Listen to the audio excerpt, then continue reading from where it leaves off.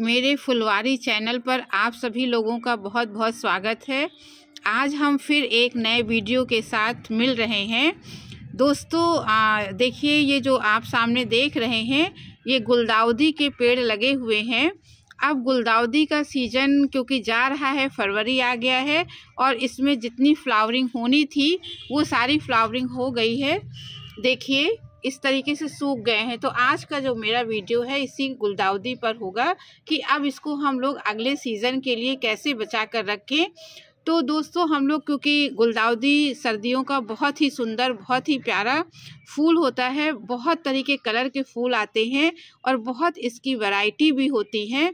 तो सभी लोग अपने अपने स्पेस के हिसाब से, अपने कंटेनर और गमले जगह के हिसाब से इस पौधे को ज़रूर अपने यहाँ लगाते हैं। तो अब चूँकि इसका समय समाप्त हो रहा है और अगले सीज़न में ही बरसात में इसकी कटिंग लगेगी, तो अब सबसे बड़ी बात यह है कि हमको अब अगले सीज़न तक इन पौधों को बचा कर रखना होगा। तो इसके लिए हमें क्या करें कि हमारे जो पौधे हैं वो अगले सीज़न तक फिर से लगाने के लिए बच जाएं। देखिए आपको मैं दिखाऊं तो इसमें कई कलर के फूल लगे हैं। देखिए ये एक कलर था मेरे पास, अब सूख गया है, लगभग सूखने वाला है। और पीछे देखिए तो सब सूख गए हैं, ये दूसरे कलर के हैं। और कहीं कहीं ये देखिए ये भी एकदम सूखा हुआ कलर है। तो अब क्योंकि अब इसमें हमें और भी पौधे लगाने होंगे गर्मियों के, तो इसके लिए इन गमलों को भी खाली करना ज़रूरी है। देखिए सब सूख गया है। तो सबसे पहले दोस्तों हम लोग इसको सपोर्ट करने के लिए कोई लकड़ी या सपोर्ट देते हैं, तो आप इसको सब हटा दीजिए, अब इसकी कोई ज़रूरत नहीं है। ये देखिए इस तरीके से आप इन सभी को हटा दीजिए। हटाने के बाद क्योंकि अगर एक वैरायटी के आपके पास कई गमले के में फूल लगे हुए हैं, तो आप सब तरह का गमला रखने की कोई ज़रूरत नहीं है। आप एक एक वैरायटी का एक एक गमला अपने पास बचा कर रखिए और बाकी सारे गमलों को खाली कर दीजिए दूसरे गर्मी के पौधे लगाने के लिए। और इनको कहीं छायादार में रखना होगा हम लोगों को। तो पहले इस तरीके से जितने देखिए स्पेंट हो गए हैं फूल, और ये जो लंबी लंबी स्टिक है इसको हमें बिल्कुल जड़ के पास से इसे तोड़कर इस तरीके से ये देखिए ये पूरा हटा देना है। तो जितनी भी लंबी डंडियां हैं, ये आप अगर ये गमला हम रखना चाहते हैं अगले साल के लिए, तो इसकी जितनी भी लंबी स्टेम है ये सब हम काट के ऐसे हटा देंगे। अभी आपको मैं दिखाती हूँ। ये देखिए सब मैंने हटा दिया है, पुराना जो बड़ा था। और इसमें अगर आप देखें तो देखिए छोटे छोटे इसमें और पौधे निकल रहे हैं, जो जड़ों के पास से ये स्प्राउट होते ही रहते हैं और इसमें पौधे देखिए नए नए निकलते रहते हैं। तो अब इस गमले को मैं ऐसे ही रख दूंगी। किसी बड़े छायादार जगह में या कोई बड़ा पौधा आपका लगा हो तो उसके नीचे इसको रख दीजिए और वहाँ पर बीच बीच में 2-4 दिन में इसमें पानी देते रहिए, हल्की हल्की नमी बनी रहेगी। तो ये जो नए नए स्प्राउट्स निकले हैं, क्योंकि जड़ें इस गमले के मिट्टी के भीतर ही हैं, तो इसमें से धीरे धीरे और निकलते रहेंगे।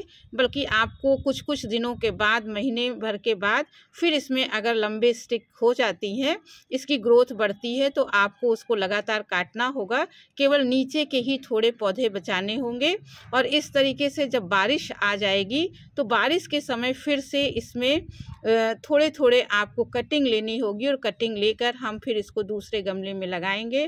तो दोस्तों आप जैसे इसमें हम लोग बचा लेते हैं, इनकी जो प्रजाति है, जिस भी तरह के फूल हैं इनको हम बचा लेंगे। लेकिन इस जो पुराने पॉट है और पुराने पौधे हैं, इसमें हम नई फ्लावरिंग फिर से नहीं लेंगे। अगर ऐसे लेंगे तो फिर हमारे जो फूल हैं छोटे छोटे होंगे और बहुत अच्छे नहीं लगेंगे, आकर्षक नहीं लगेंगे। तो इन गमलों को बदलकर जो हम नई कटिंग लगाएंगे, उस नई कटिंग के जो नए पौधे बनाएंगे, नए गमले बनाएंगे, केवल अगले साल उसी में फ्लावरिंग लेनी है और पुराने गमले हटा देने हैं। इनको हम तब तक रखेंगे जब तक कि नई कटिंग हम इसमें से तैयार नहीं कर लेते हैं। और इस प्रकार से हम एक एक वैरायटी का एक एक गमला अगर तैयार कर लें तो उससे भी कई कई गमले बन जाएंगे।